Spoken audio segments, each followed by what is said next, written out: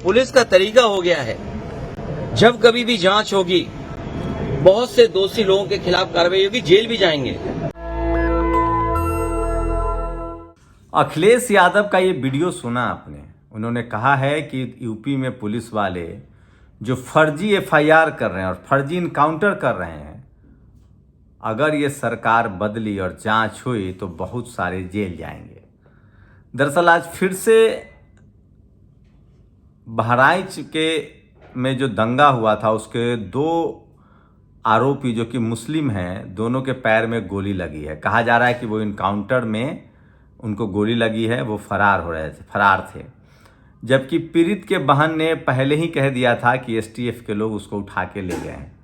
अब मंगेश यादव वाला इनकाउंटर हो या ये वाला इनकाउंटर हो, यूपी पुलिस के इनकाउंटर पर लगातार सवाल अखिलेश यादव उठाते रहे हैं। और आज उन्होंने कहा है कि जो लोग भी इस तरह के फर्जी इनकाउंटर कर रहे हैं उनको तो जवाब देना पड़ेगा, और जब ये केस दर्ज होगा तो जांच होगी तो न जाने कितने पुलिस वाले भी जेल जाएंगे, कितने लोग जेल जाएंगे। ये अखिलेश यादव का बड़ा बयान है।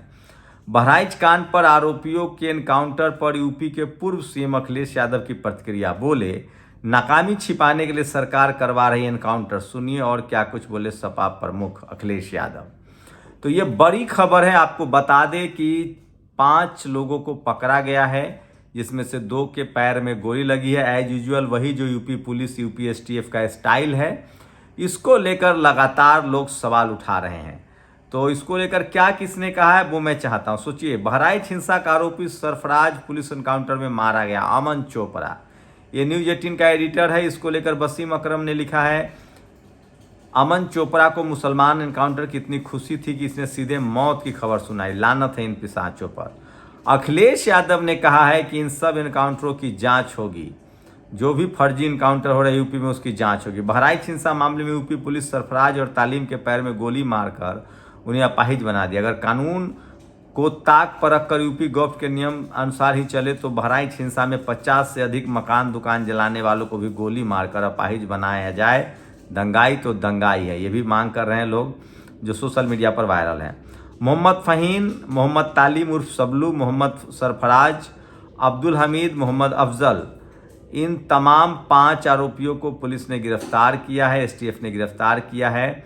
और इसमें से बहराइच के महाराजगंज में जो पूरा मामला हुआ था, तो ये सबसे बड़ी खबर है जो सोशल मीडिया पर वायरल है। और इसलिए मैं कहता हूँ सोशल मीडिया ही सच्चा मीडिया है, सोशल मीडिया ही बहुजन मीडिया है।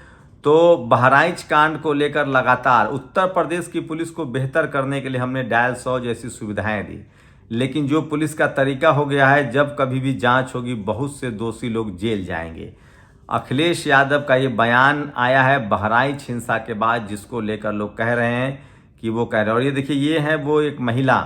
बहराइच में गोपाल मिश्रा पर गोली चलाने वाले अब्दुल हमीद की बेटी रुखसार को सुनिए।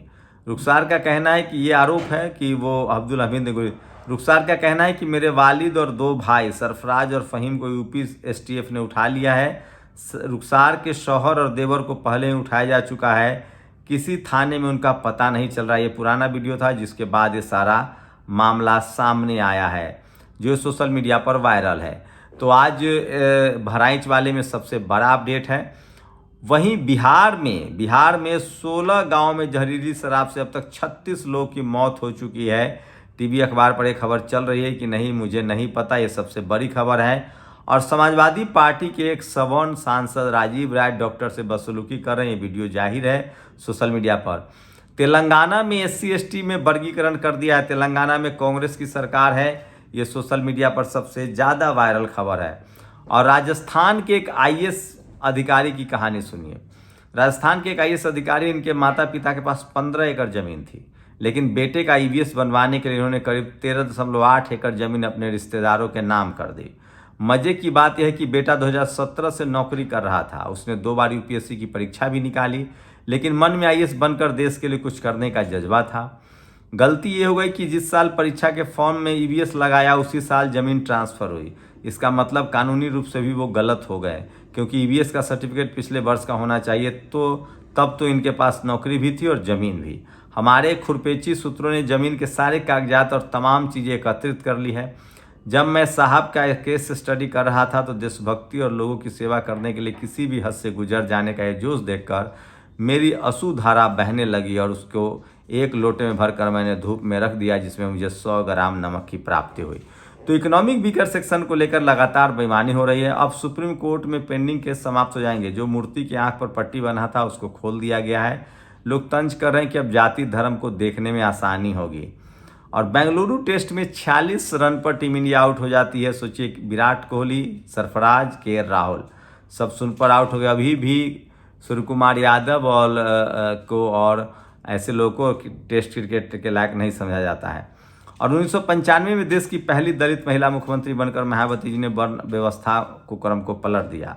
दलित समाज को शासक वर्ग की श्रेणी में लाकर खड़ा कर दिया। मैंने महसूस किया कि दलित समाज से हर समाज को नफरत है। अगली जातियां नहीं चाहती दलित समाज के व्यक्ति डीएम, सीएम, आईएएस, आईपीएस आदि बने। दलित समाज ज़्यादातर जातीय पेशों और मेहनत कर मजदूरी वाले कामों से जुड़े हैं। जब सवर्ण व्यक्ति किसी दलित को सफल होते हुए देखता है तो उसके मन में ख्याल आता है कि कूड़ा करकट कौन साफ करेगा, मरी हुई गाय कौन उठाएगा, गली की नालियों को कौन साफ करेगा, फसल कौन काटेगा। दलित की सफलता देखकर वो घबरा जाते हैं। इसी मानसिकता के कारण आज भी देश के किसी भी राज्य में दलित सीएम नहीं है। बहन मायावती जी 2012 से सत्ता से दूर हैं। बीएसपी चुनावों में अच्छा प्रदर्शन नहीं करे, इसके बावजूद पूरा इकोसिस्टम बहन मायावती जी के खिलाफ सक्रिय है। क्रांति कुमार का एक पोस्ट है। और आज प्रधानमंत्री नरेंद्र मोदी ने एक विज्ञान भवन में बुद्ध समिट किया है और 530 मिलियन 53 करोड़ बुद्धिस्ट हैं दुनिया भर में। पाली और प्राकृत को सरकार ने जो दर्जा दिया है उसको शास्त्रीय भाषा का दर्जा दिया है, ये भी बड़ी खबर है।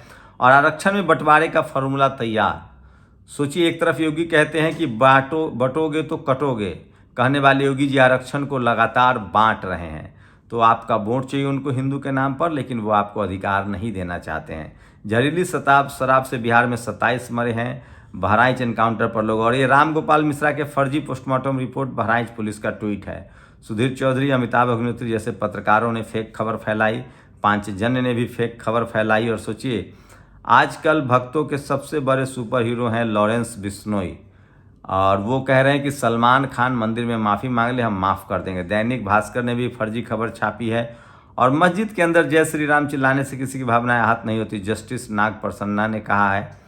तो ये है। और सोचिए, ईवीएम को लेकर एक बड़ी अपडेट है।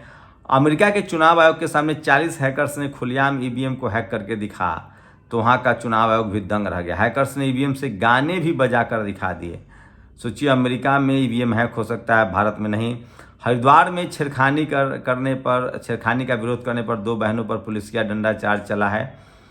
और ये देखिए, ये किस तरह सुनील भारती मित्तल जो एयरटेल के प्रमुख है वो कह रहे हैं कि मोदी जी के आने के बाद ही बड़ा काम हुआ है। जयपुर में एक दलित बालिका से गैंग रेप के मामले में लगातार विरोध प्रदर्शन चल रहा है। और हरियाणा में सैनी साहब के शपथ ग्रहण में नीतीश कुमार नहीं पहुंचे, लेकिन बाद में उन्होंने चिट्ठी लिख दी है। और राम जन्मभूमि मंदिर के मुख्य पुजारी आचार्य सत्येंद्र दास हॉस्पिटल में भर्ती है। सबको विज्ञान के पास जाना पड़ता है। तो ये सोशल मीडिया पर तमाम बड़ी खबरें हैं जो सोशल मीडिया पर वायरल है। और मैं इसलिए कहता हूँ सोशल मीडिया सच्चा मीडिया है। बीएसपी सुप्रीमो मायावती जी ने आज महर्षि वाल्मीकि जयंती जी की सभी देशवासियों को बधाई दी है। आज महर्षि वाल्मीकि की जयंती है, जन्मोत्सव है, वो भी लोग याद कर रहे हैं जो सोशल मीडिया पर वायरल है। और भटाला कांड के मामले में हरियाणा के चर्चित दलित उत्पीड़न केस भटाला कांड में सुप्रीम कोर्ट ने हरियाणा सरकार को जबरदस्त फटकार लगाते हुए एसआईटी गठित करने का आदेश दिया है। आज ही हरियाणा में मुख्यमंत्री नायब सिंह सैनी ने शपथ ली है और उनका दूसरा कार्यकाल शुरू होने वाला है। तो देखते हैं वो क्या करते हैं। और ये तस्वीरें दर्दनाक है। लीबिया में 19 भारतीय फंसे हैं जो लगभग गोरखपुर के रहने वाले हैं। उनको ले जाया गया था कि दुबई में नौकरी मिलेगी, लेकिन उनको लीबिया पहुंचा दिया गया। उन्होंने मारपीट का आरोप लगाया है। जाते जाते वीडियो देखिए और विदेश मंत्रालय तक भेजिए। हम लोग लीबिया बंगाजी सीमेंट फैक्ट्री में एलसीसी में फंसे हुए हैं और ये हमारे 19 आदमी हैं जो कि इंडिया से यहाँ काम करने आए हैं।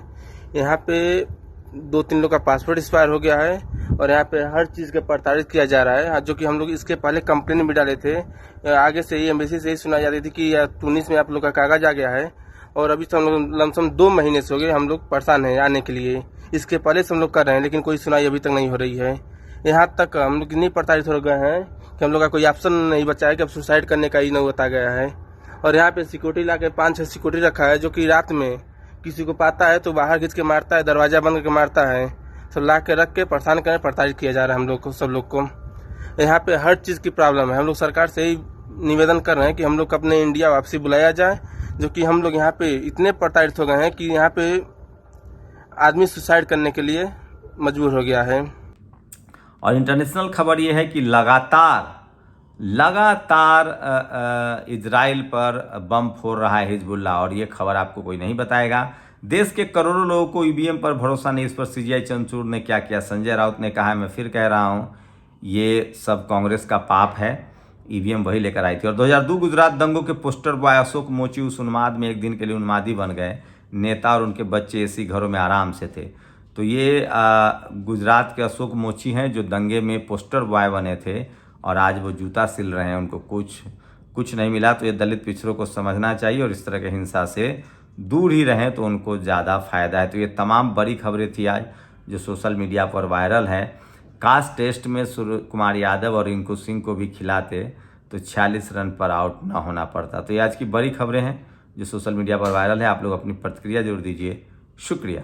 नेशनल दस्तक की आपसे गुजारिश है कि अगर इसको बचाना चाहते हैं तो नेशनल दस्तक को सब्सक्राइब करने के लिए रेड कलर के सब्सक्राइब बटन को दबाएं, फिर बेल आइकन की घंटी दबाएं। नेशनल दस्तक को बचाने के लिए बहुत जरूरी है कि हर खबर को शेयर करें, लाइक करें, कमेंट जरूर करें।